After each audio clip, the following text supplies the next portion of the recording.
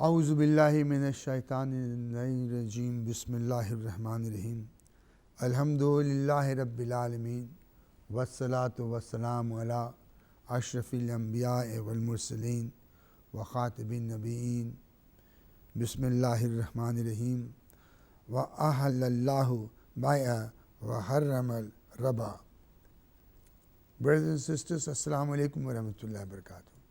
Welcome to this program of Faith Forum. Allah subhanahu wa ta'ala says that trade is permitted, but interest, riba, is forbidden. You know, in this modern day and age, the very core or the pillar on which the whole of the banking system stands is on interest. And if there was no interest in the modern capitalistic banking system, without interest, the bank wouldn't exist. But Allah subhanahu wa ta'ala, in our holy scripture, the great book of Quran, Allah says, trade, yes, I encourage. Riba, earning interest with this trade, no, that is forbidden. To have a look at this modern banking system, especially its great effects on society's culture, thinking, and our lives have taken place in this modern world. We have with us our brother Sheikh Amin Evans and our great respected Reverend Dick Rogers here to share their views with you. We have this opportunity to do so in this program. Brothers, thank you very much for coming to this program. Welcome to both of you. Thank you very much.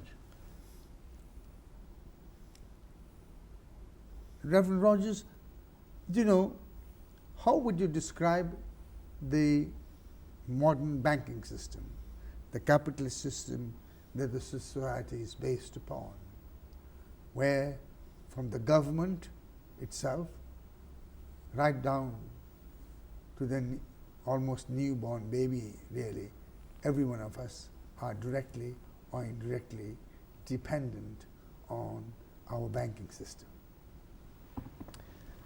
Well, thank you very much. I think, and I'm talking mainly really about the banking system in Britain, because I don't know the situation elsewhere very much, but and I don't know the system here perfectly. But what I understand is a big defect in the system is that almost all the circulating currency in Britain is, as it were, rented from the banks, and it's not sensible. It's, I would say colloquially, it's a mug's game, because we don't have to rent our circulating currency from the banks. We could create it ourselves by an agent of society as a whole, namely the central bank, the Bank of England, creating our money as an asset of the nation, and then we can all deal, including the banks can deal with it, but they shouldn't be creating the money. But at the moment they do. And the 97%, well, 3% of the money circulating in Britain is created by the government or by the Bank of England, sort of acting on behalf of the nation. The remaining 97% is created when banks lend money, and I think it's breathtaking. I'm depending really on a group called Positive Money, who one can find on search engines like Google. And they say, and I think this is, you know, I'm finding more and more people like Lord Adair Turner, who used to run the Financial Services Authority, who agree with this, that when a bank, if you go to a bank and ask for £200,000 to buy a house, and if they agree, the £200,000 that you are lent didn't exist the microsecond before you borrowed it. It was just typed on a computer. It wasn't money that people saved up and deposited with the bank. The bank created it in the act of lending it to you. And they say that it doesn't matter because the books all balance, because there's money going out, but what they get back is your promise to repay, and that levels it out, because one is a liability and the other is an asset that actually they can sell on to a dealer by securitization. But it messes the whole thing up, because it means all the money circulating in the country, apart from the cash, apart from pounds and the cash in your pocket, which is a tiny amount, is a debt to the banks. And it matters because the banks then are more powerful than the government, and the banks get to choose who gets the money, the first use of any newly created money, and who gets starved of money. And the newly created money goes to buying houses and to speculating on the stock exchange rather than into productive industry. Only 8% of money, newly created money created by commercial banks, is invested in anything that produces anything, in factories, machines in factories and things. The other 92% get spent on things that already exist, Such as? houses or shares in companies which have already been issued for speculation. And it's not healthy, and it's getting the country into, I don't think we will recover as a country until we get back the exclusive right to create money into the hands of public authority, namely the Bank of England. To them. Brother Amin, create money, right? Create something which did not exist, right? Hypothetically, conjure something from nothing, right? And then with that conjecture, tie the person down, his house, his property, his livelihood, everything. From cradle to grave, his life is tied down by this system. What is your view, or let me put it the other way around, what is the Islamic view on a system which allows somebody to speculate, conjure, create, and then with that, from nothing, captivate, capture, hold on to, and even strangle a person with that power? Well, there are two issues here. One is if people believe that they're creating something out of nothing, then they're committing shirk. And it's obviously... What does shirk mean? Assigning a partner with God the Creator. Right. That we can't actually just create things out of nothing. They're created for us and we reuse them. The real issue is in Islamic financial thinking, going back to the Prophet, peace be upon him, money is very much the token of labour and controlled by genuine market forces, supply and demand forces. In the fiat economy, money, the money that Dick has described being created, is what drives the market, and you control the market by the supply of money, not by the ability to produce wealth, which is then tokenized into money. Why Islam has taken this very strong stance on this, and the stance is not just the forbiddance of riba, but the redistributions of wealth by zakat and hums to even Charity, out yes. wealth differences in society, and the trading in like substances. Grains, for instance, can't be swapped for a better or a poorer quality grain. Gold cannot be traded for gold, silver for silver. These all cause inflation.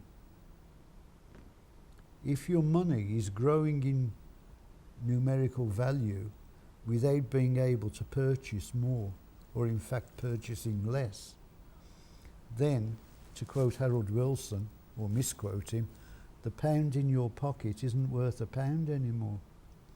And when your money destabilises, society destabilises.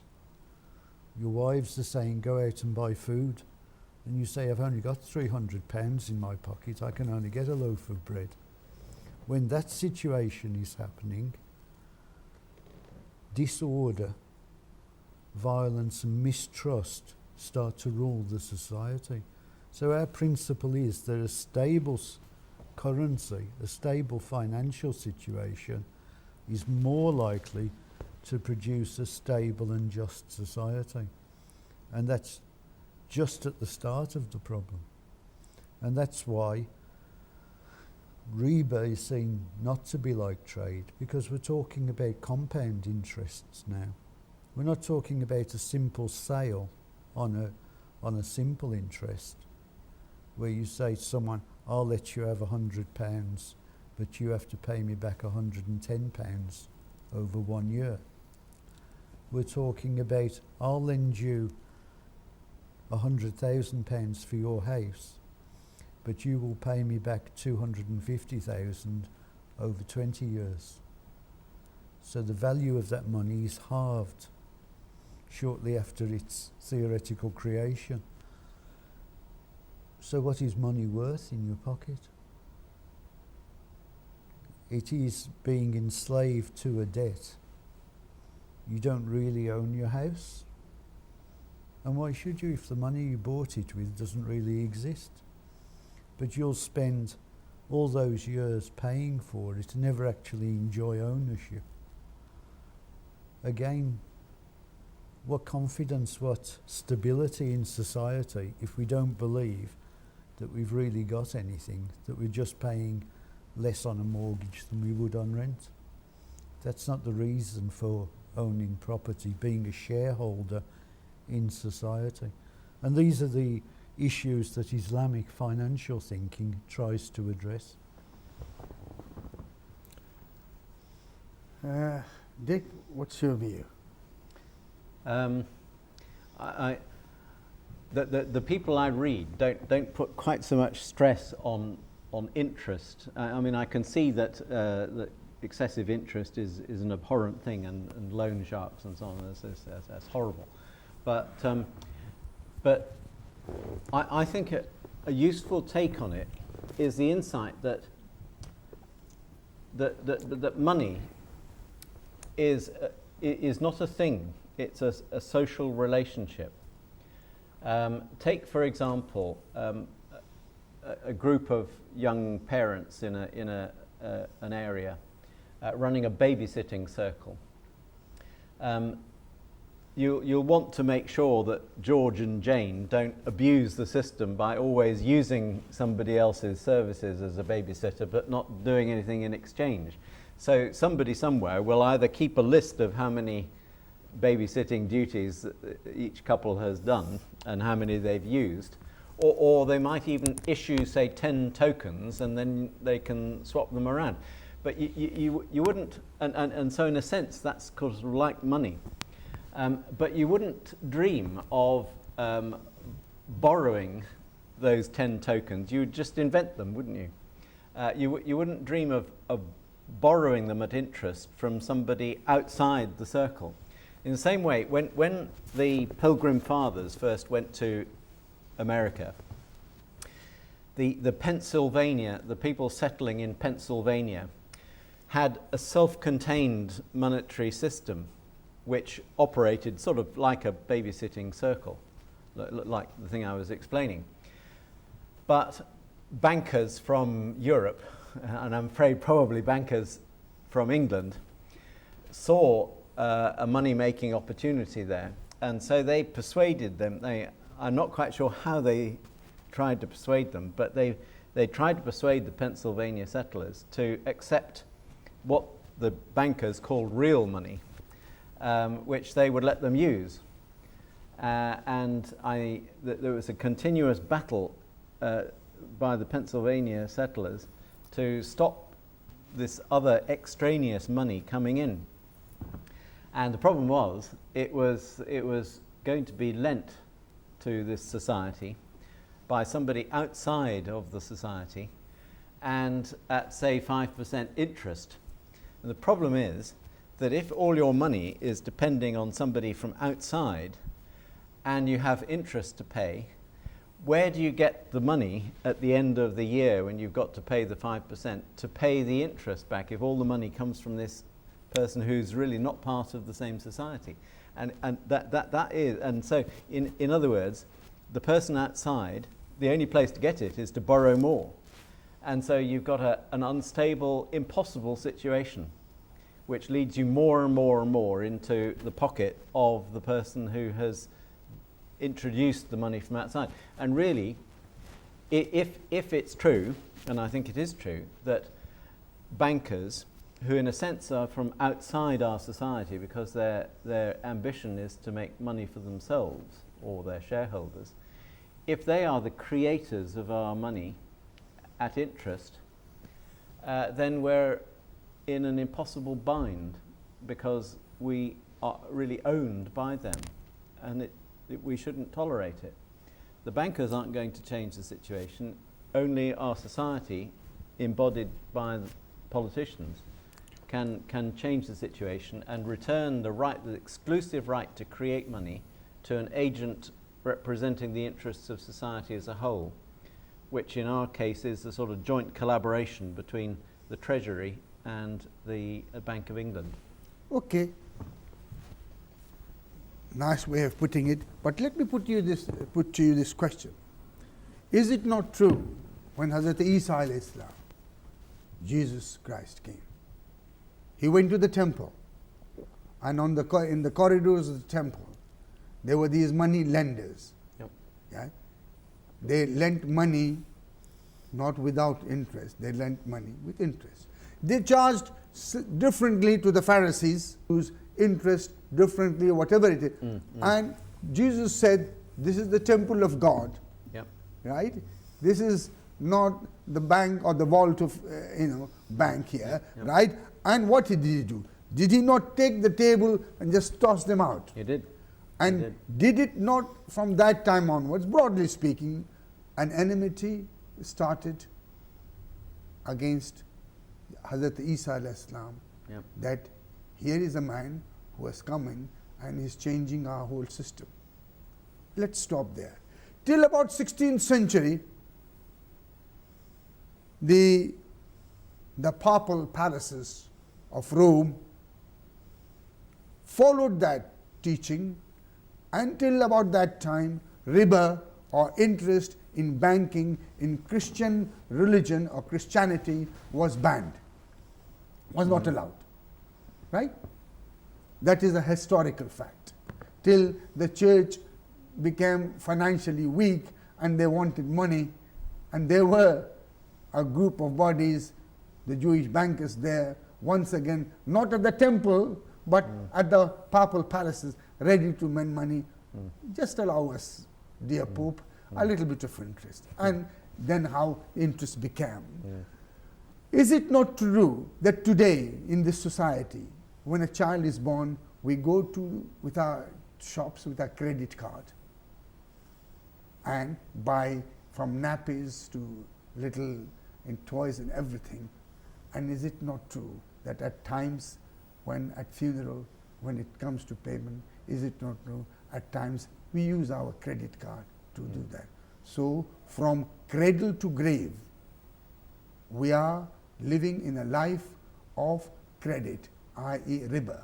A riba, a credit, a system which till 16th century was not allowed, or rather banned by the custodian of the Christian church or faith till then. And then from there onwards, a certain decline or thing took place, that now everything, anything and everything is dealt and purchased and traded with this particular system called capitalism.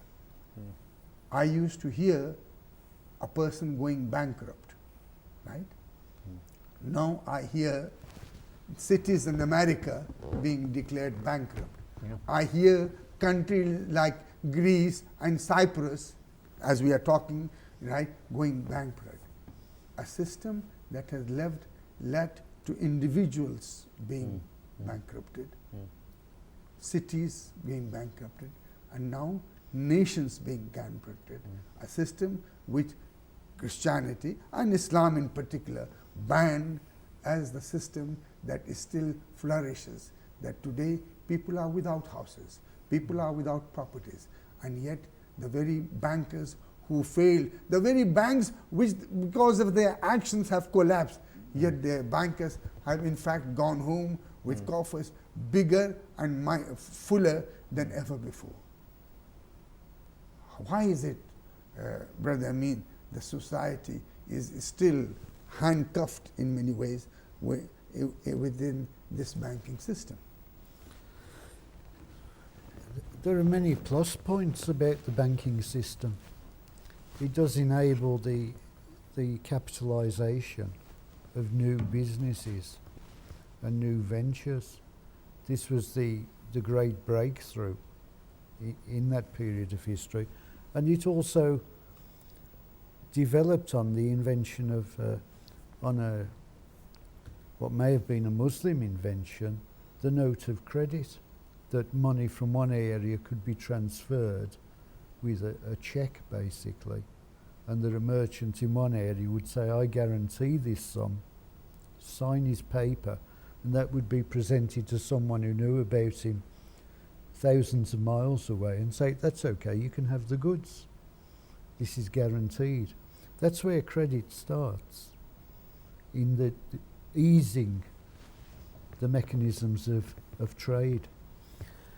When that transfer of money becomes the means of increasing the availability of money without any increase in the wealth, then you've got something that has no strength.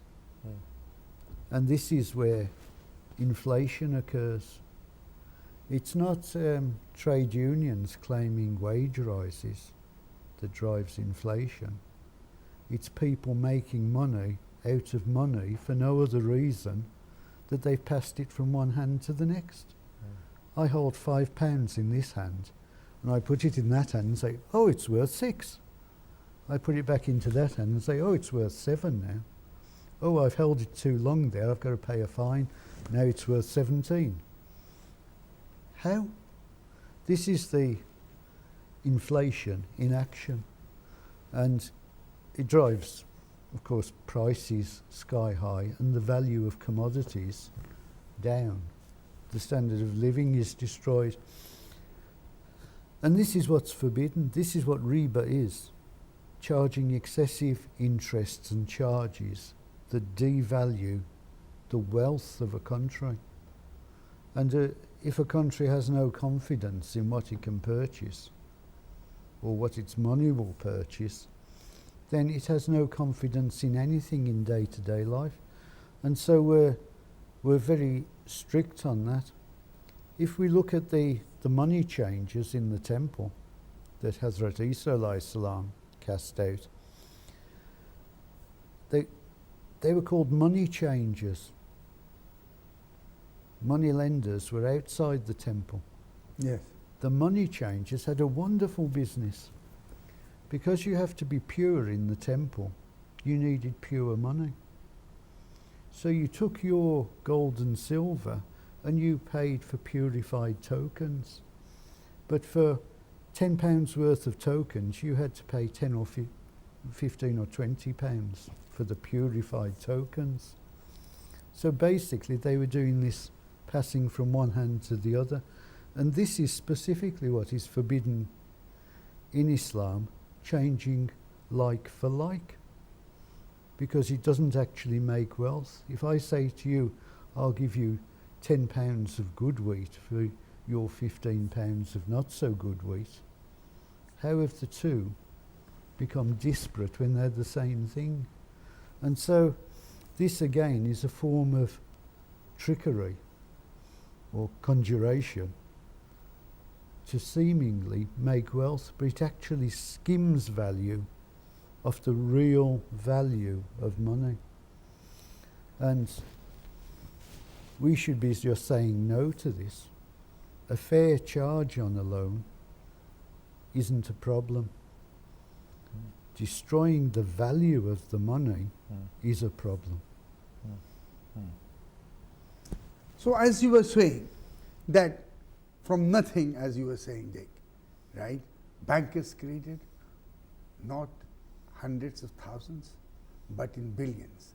And the $16 trillion loan that America is in, right? Everything, when the fiscal budgets come on, the Xerox machines go into action, right?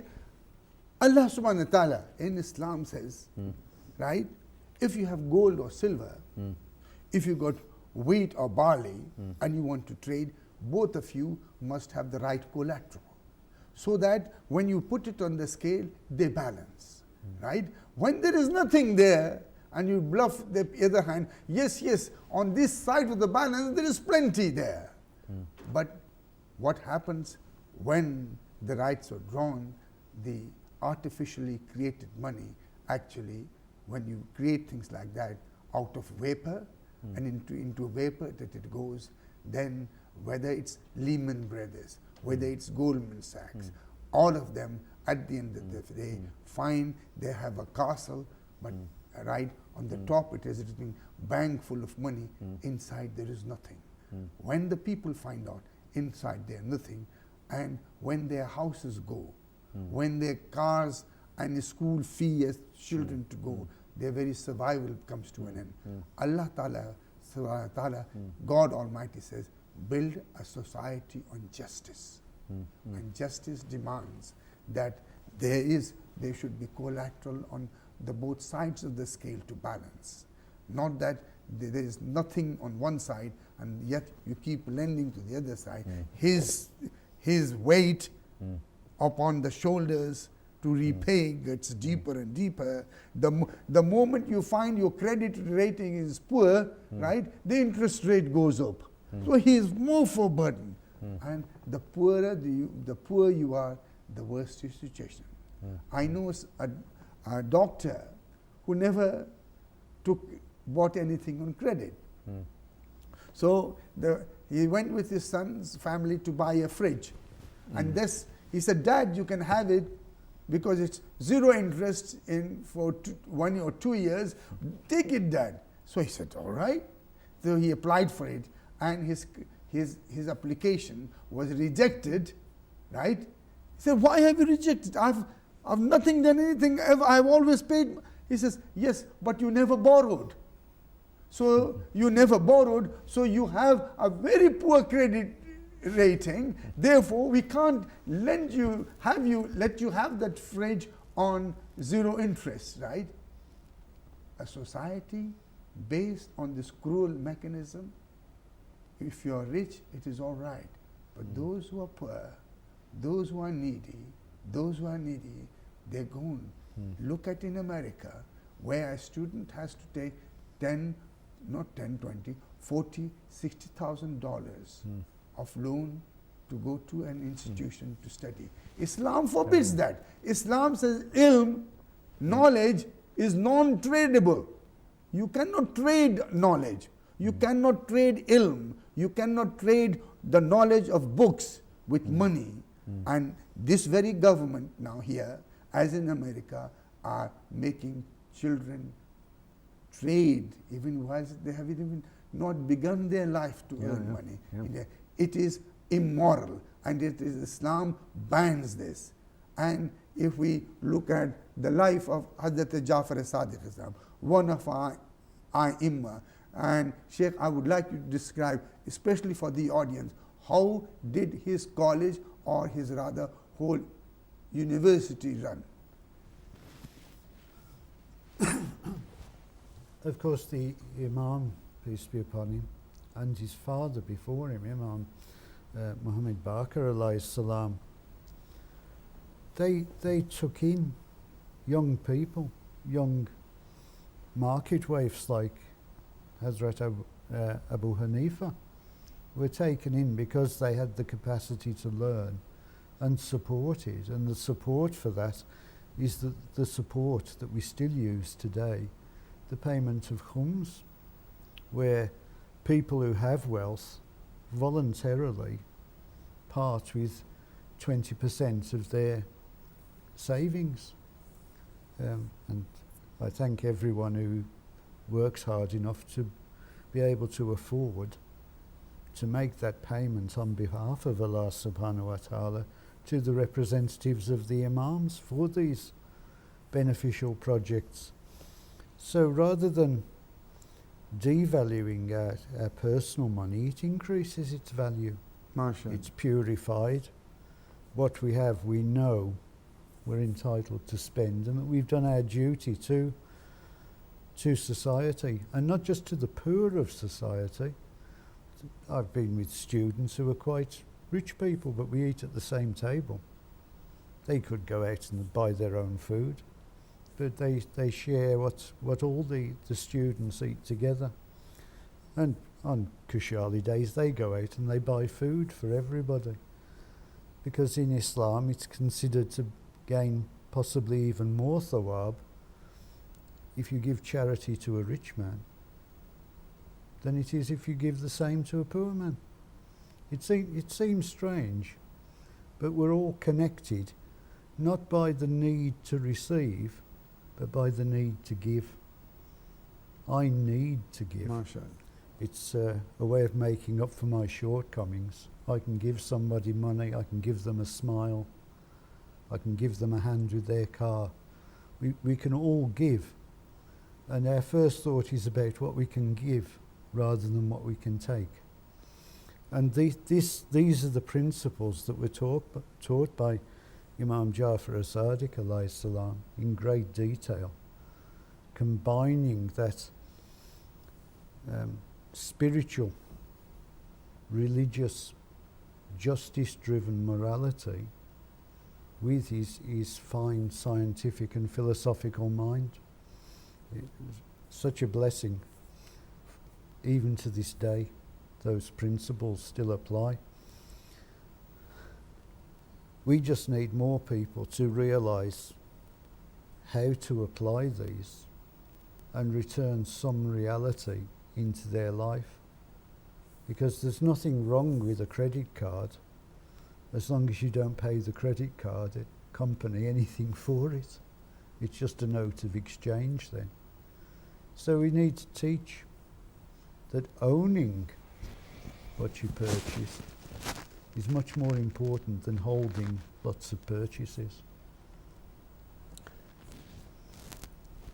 Reverend Rogers, a poor child in America who works hard in schools, aspires to get good A and O level, whatever qualification they have there, but he cannot enter the University of Pennsylvania or Georgetown University or go to Harvard.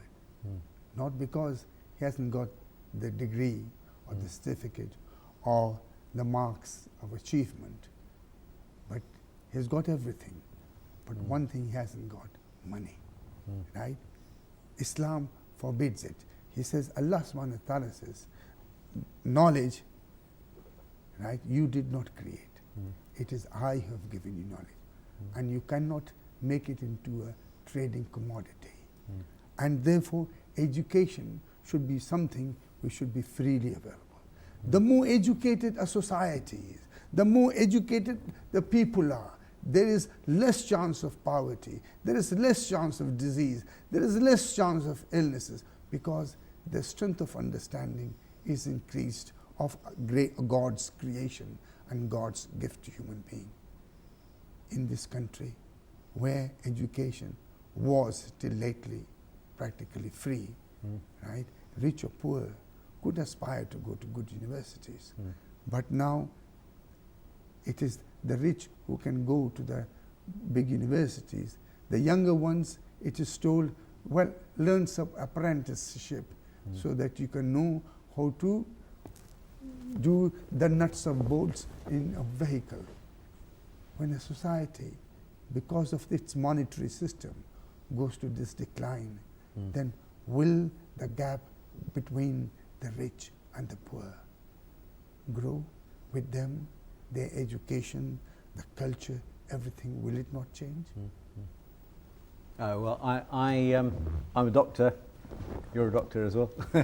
And I had no university Did you borrow fees. £60,000 to go to a medical school? I didn't, no. You did. It was free. I even got a small grant.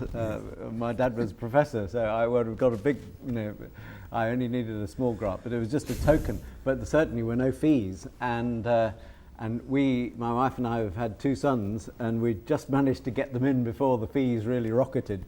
And but I think it's awful that we should have these big university fees and so on, and that it's assumed that students will go to debt in order to get an education. It's rubbish, and we need a well motivated but also highly skilled workforce in this country if we are to earn our living in the world. Especially now that China can manufacture things so cheaply, we can't depend on sort of the lower level of jobs. So we've got to have really good science going on in this country, and I think as a society we should organise our higher education as part of what we do together as a nation. In other words, that higher education, but both the more technical nuts and bolts kind of stuff, but also the brain stuff, both arts and sciences, ought to be something that is funded out of general taxation. But the other thing I was going to say is my wife and I bought our house in 1983 for $26,000 in Birmingham in England, and it's now, I don't know exactly how much, it's something like 180,000, sort of up from 26,000. But actually a lot of that increase has happened, the average house price has gone up, I think I'm right in saying, threefold in the last 10 years, or certainly 15 years, but I think 10 years, and it hurts people because to get a house now, you have to take on a debt of about 5 times an average annual wage, whereas when I bought our house, 3 years was enough. And what it means is also that mothers have to go out to work in Britain, and I think that's a bad thing for families and for children. But why has there been this big escalation of house prices and other prices as well, but particularly houses? And the answer is, to go back to what I said at the beginning, that banks create money, and they love creating money as long as they think they'll get paid it back. They'll create as much as they can get away with and have somebody obliged to pay it back to them. And so they have an incentive to lend as much as they can, and therefore to create as much money by the act of lending. And so it means that the total amount of money, M4, of the amount of money circulating in Britain, it's increased by people who have a pecuniary interest, a financial interest personally, in creating more money. Because the more they lend to somebody, that person gets the house. So houses escalate in value. And what I'm saying is that the amount of money that's circulating in the country, if there's new money to be created, the decision about how much to create should be made by somebody who doesn't stand to benefit personally by creating too much. At the moment, bankers decide how much is created, and they benefit personally by having more bonuses and things. Instead, I think it should be a committee of the Bank of England that gets paid a flat rate just to meet whatever decision they come to, and they should weigh up whether our society needs more money in circulation or less, and then if more is needed to create it, give it to the government to spend on things that help us run a better country. And then we have control of how much we have instant control of the total circulating pool of money in the country. And I think that would be a much better system. And house prices actually would fall, which would be difficult. We'd have to manage that carefully. But it's a much more stable way to run a monetary system. So I think the right to create, the authority and power to create money should be taken away from the commercial banks and put into the hands of a body representing the interests of our society as a whole. In other words, the central bank, the Bank of England. And I think that should apply not only to Britain, but also to every country, really. One of the greatest crimes against humanity, brothers and sisters, just want to point to you, was slavery. Yep.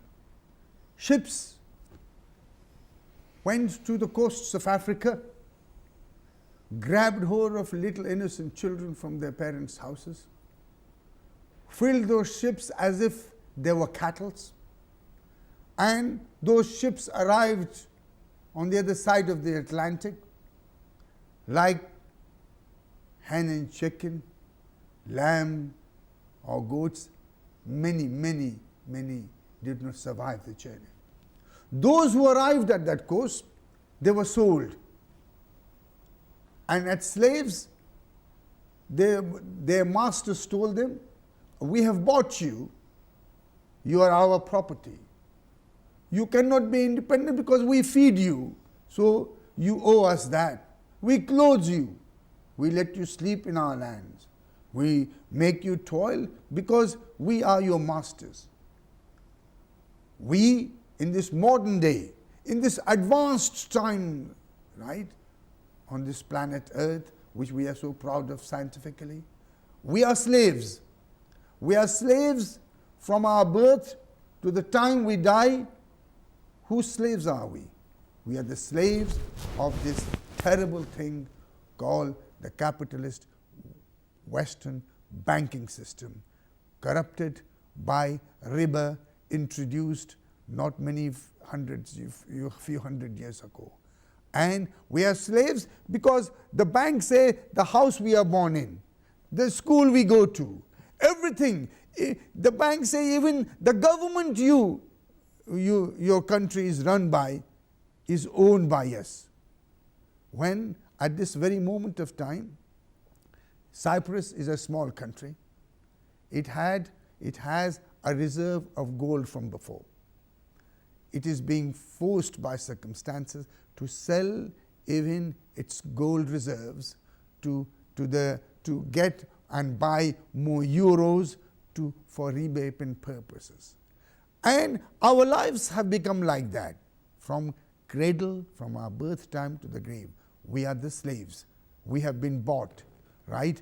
And if we don't do, then our houses are repossessed, our cars are repossessed, we are made jobless when the country's economy go bad, and we are enslaved because they can draw their banking, our name from their banking ledger, and then we are called what is known as bankrupted. Then we cannot get jobs, then we cannot earn any livelihood because nobody will take us on. So this slavery of our modern day society must come to an end, must come to an end. It is wonderful time for those who have, but those who have not, it is a dilemma for them to sleep hungry, for them to sleep without shelter, for them to sleep without food in their tummy, right across this world, is a shame to this modern society. And it is my duty to ask our guests here what they think of how we should tackle them. And it is to Sheikh Amin, I'm going to say that we have talked a lot about it, but can we try to find a solution? Because to end slavery, it took Abraham Lincoln a real battle and war to end the slavery in America. Sheikh, what battle, what war, what dimensions that we need to go through to end this slavery? I'd like to be able to tell you, but you see, slavery was a product of the feudal system. And the feudal system, trade and industry were aligned to serve the state. The government decided how much money there was, rather like the example Dick was giving. That's not a new concept. That's the way things were like before capitalism. And you made more wealth by owning slaves or land, and they were the symbols of wealth, not money. With capitalism, money becomes the symbol, and the production of money is more important than the ownership of land or people. And slaves become uneconomic by the middle of the 19th century. It's not just altruism that slavery was ended, it was hampering capitalist development. Society became committed to servicing the capitalist machine. That's why the banks are deciding and governing, because the overriding principle of capitalism is to increase your wealth, your equity, making a profit. So everything in it is made just to make a bigger balance at the end of trading. What we're faced with now is we have to look past capitalism. Is there anything past capitalism? And also, it has to restore the moral value and security that we want. So we're actually looking towards a different sort of society, and finance have to emerge together. This is, as some Muslims talk about, doesn't make any difference. There's not enough gold to make the coins. Having currency, stopping interest now would just mean a global collapse of trade, mass starvation everywhere, because the capitalist system would grind to a stop. Our way forward is to say, man can become this. He hasn't finished his evolution. Allah subhanahu wa ta'ala has something better in mind for him. We have to look for that and develop it. I don't have an easy answer, except to avoid using credit cards and not clearing your balance at the end of the month. Avoid as much as you can becoming involved in this corruption. Reverend Rogers, in Islam, Allah says, you think you created wealth to become a rich person? You think you cultivated this beautiful land of thousands of acres to have what you call silos full of grain? You just planted few seeds and then you went to sleep.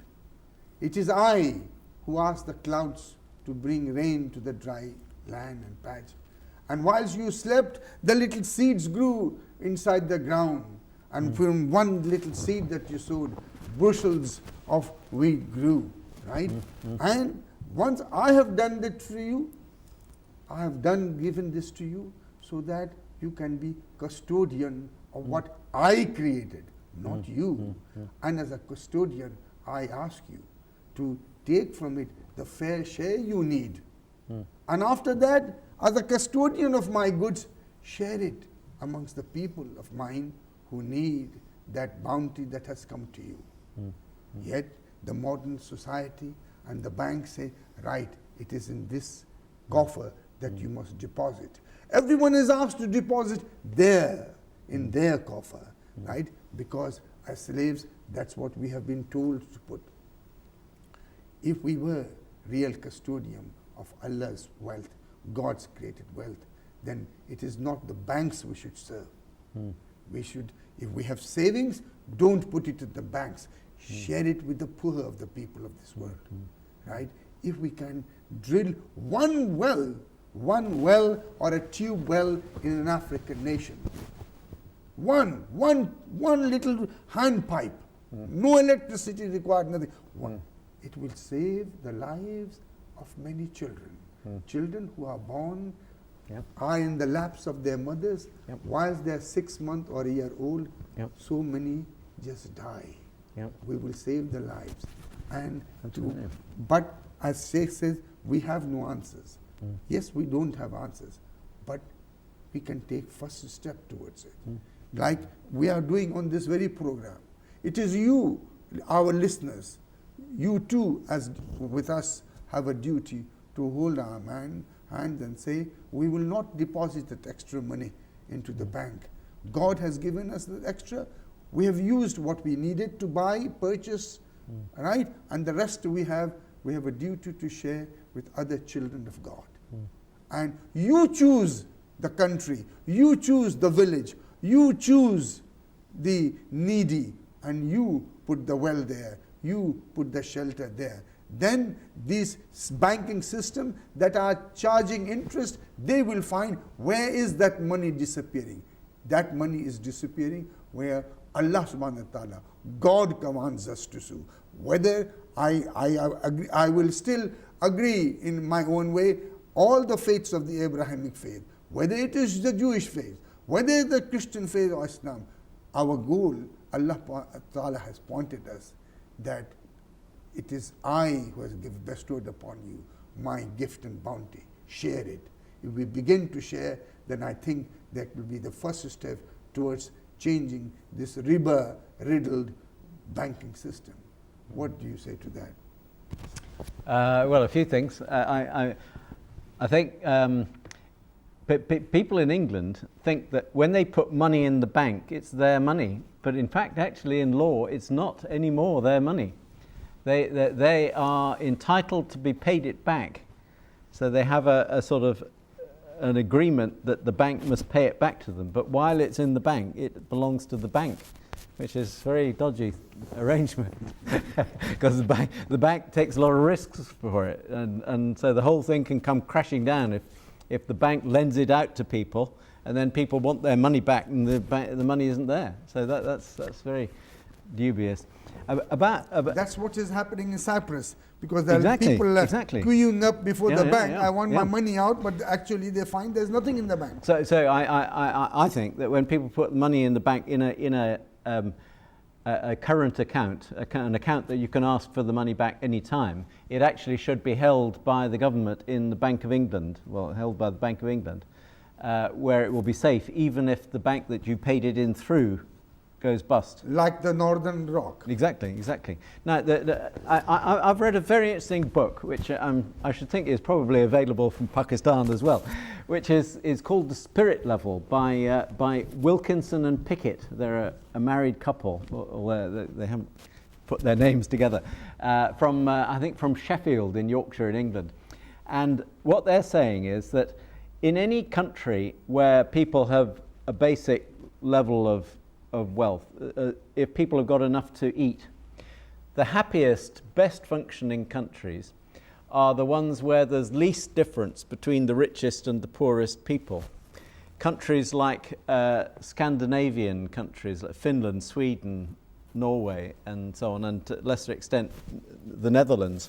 And the most unhappy countries are the ones where there's a big difference between the poorest and the richest. And to my shame, our country is amongst those, and so is the United States of America. And so really an egalitarian society is a much happier. In other words, the children are healthier, there's less crime, there's better education, educational achievement, less people in debt, less people on drugs and all this sort of rubbish. And in a sense, that's the opposite of slavery, really, isn't it? I mean, if we live as a family, if we have, if people going to work see the boss arrive and they know that he isn't earning 30 times as much as they are, but maybe just a bit more to reward him for the responsibility he takes, that's a happy kind of country. And also, the Bible ends with 2 chapters which describe really the vision towards which the whole of history is going, which is of a city, of a society where all relationships are good and wholesome. And it's a lovely vision of the city of God. And God wants everybody to enjoy plenty. There's too much shortage and poverty and so on. And God wants everybody to have enough and to be content and to have good relations with other people. And it's a lovely vision, but it's hard work getting there because there's a lot of stuff in the way. But I want our country, and I'd love also Pakistan, both within themselves and in their influence amongst other nations, to be an influence for peace, for people to live happily together, and people to have enough and security to be able to live happily. That turns me on. I feel excited by that. But there's a lot of hard work to do, understanding the impediments to people achieving such a happy situation. To not rock the boat, not to rock the market, we in the West, because of the capitalist system, have created what is known as the butter mountains, what is known as the wheat mountains. Let it sink in the ocean, because if we were to flood it in the market, it would cause a lot of pains to the rich farmers, because the price of the wheat and the butter will go down.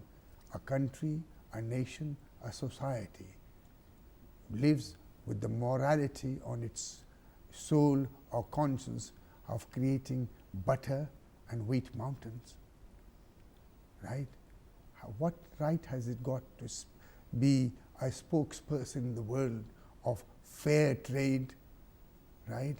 And fair trade among preaching the gospels of free trade to the world, and yet building mountains of butter and wheat. Well, hoarding is something else that's condemned. Maintaining high prices and causing false shortages is something else we condemn in Islam. The overriding issue was, as I mentioned and Dick has just described, the wealth differentials in a society are key indicators into the health and well-being of that society. And people at present think income is the sole reward, the sole symbol of success. I was standing with someone once, and they looked at somebody who had the latest Porsche, and they said, "Oh, he must be rich." And I just said, "Why?" He said, "He's got a Porsche." And I said, "Look at his income tax bill. The only thing you can't get on credit in this country is an income tax bill. Anything else, you can borrow the money. We could all go out and get Porsches." "Well, you couldn't, doctor, because you never borrow money." "But I'm poor, I borrow money, I can get anything." And that's the attitude, that even though I don't deserve by earning, I'm not talking about the morality of this, I'm talking about deserving because I have money. Because I don't deserve the car in that sense, then I go, I've got to have it. You know, everybody in this society has a car, so I'll have to borrow money to show that I'm not one of those people stuck on the bus. Well, you know, I choose to go on the bus. I go to bus pass, I use trains and buses, and I get friends with cars to give me a lift when I need one, or a taxi. I'm not fueling credit and silly spending, keeping a car parked up and not using it. Besides, I get all the latest diseases by going on buses and have good chats with my medical advisors. It's real life. We've got to stop living this fantasy that we're all nobles or privileged. We've got to get back to reality. We walk on our feet. You can't buy replacements for your feet. Well, it is buses you were talking about, that you take the, what you call, public transport. I just read only yesterday that our former Prime Minister Margaret Thatcher says, anybody who at the age of 21 or 26, I don't remember the age, is traveling in the bus, he's a failure. I had a car then. I've given it up. I've become a spiritual success. But coming back to the final point, our sixth Imam, Imam Jafar Sadiq, called his, what you call, housekeeper, what management, and he said, what is the price of certain commodity, whether it was onion or wheat, I do not remember. He says, yes, I've got plenty in there, but I'm not selling it at the moment because there's a shortage in the market of that particular commodity. Once the prices has gone up, then I will flood it in the market because I will make more money out of it. And our great Imam said, you have done a very evil thing, right? When you produced it, Allah Ta'ala produced, let you harvest it, right? Did Allah say to you that if you harvest it, I will charge? No. Give it back to the market at its original price, because speculation and earning money by hoarding it is totally un-Islamic, unreligious, for the simple reason it is unhuman way of making wealth at the cost. If somebody wants to buy wheat and flour and is poor, and you hoard it in your store and say, I will bring it out when I can charge double, his earning hasn't gone up double. His livelihood is gone up. He will be having to feed same mouths at double the cost. Where is he going to come? You learn to share. And he forced his managers to bring it out to the market at the original price rather than speculate. Brothers and sisters, we have come to the end of this program. Speculate. Speculate not on the prices of the commodity that you can make money upon. Speculate and think and find ways and means of sharing God's gifts and bounty to you. Allah Ta'ala Subhanahu wa Ta'ala has given everybody some great gifts in one way or the other. Sometimes it's in form of knowledge, sometimes it's in the hands of physical strength. Everybody is gifted by Allah Subhanahu wa Ta'ala because He loves us all equally. Not more because when we are rich, or less when we are poor. Often it is the other way around. It is the Islamic institution of khums and zakat, i.e. Reverend Rogers giving aids, charity, and keeping only what you need will give you a fairer night's sleep than keeping all awake at night thinking, how am I going to speculate and move money? If you want to sleep better, if you want to have contentment in your life, do away with this capitalist system of speculation and creating wealth when it doesn't exist. May these few thoughts of ours and our discussion here help you to decide that the best way is to live together as one family, as children of God or Allah Subhanahu wa Ta'ala. Thank you for watching this program, and may Allah Ta'ala Subhanahu wa Ta'ala help you in your decisions till we see you again same time next week. Assalamu alaikum wa rahmatullahi wa barakatuh.